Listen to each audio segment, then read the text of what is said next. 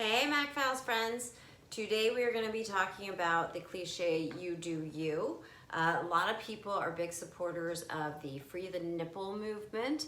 I'm a big supporter of it. I'm not going to be joining it anytime soon because these are formerly working boobs. I'm a middle-aged woman and absolutely nobody benefits from me freeing the nipple. So I'm going to take on something a little bit more serious, and that is the Free the Toe movement.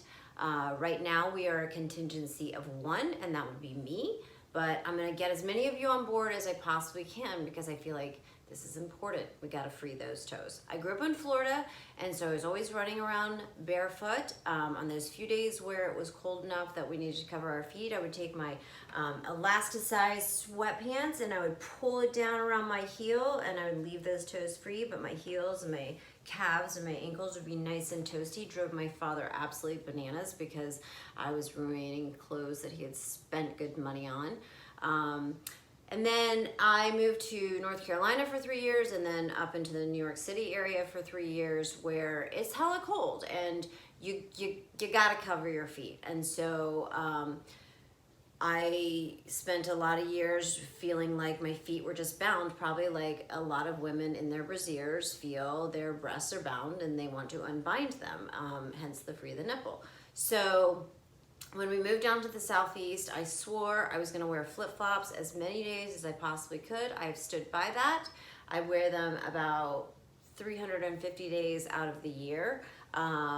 Whether I've had a pedicure and gotten my toenails painted or not, which only happens about 3 times a year. I wear them whether I have shaved those toes or not, and that probably happens, I'm gonna be honest, maybe 10 times a year. So I'm running around with unpainted toenails and sometimes hairy toes, and they're exposed. So I started with, I just would take a gym sock and cut the toes off because I wanted to wear my flip-flops, but I didn't want to be chilly. And listen, you do you, but this was not the look for me. You know, the one where people take their regular sock and they just cram their toes right into the flip-flop.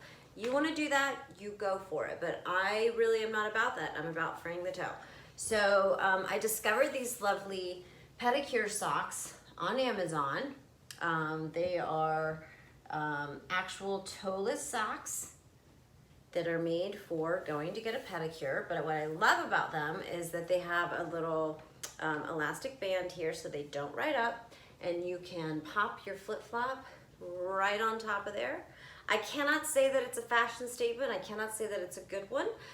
But what I can tell you is that it is an attention getter, and people might think perhaps that you've sprained your ankle, that you've got an injury, you might be looking for a date. Cute guy comes over, talks to you, asks you, he thinks it's an ace bandage, can open some doors for you. If you don't like the white, I'm kind of a monochromatic girl, but Amazon has tons of fun colors. My husband brought these for me because it was sort of a if you can't beat them, join them sort of thing. And this one it happens to color coordinate with my bra.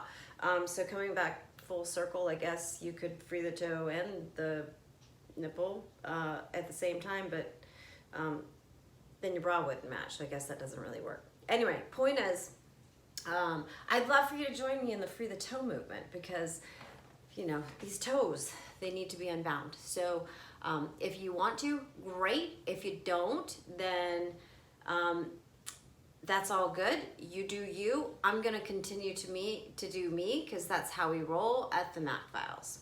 Take care.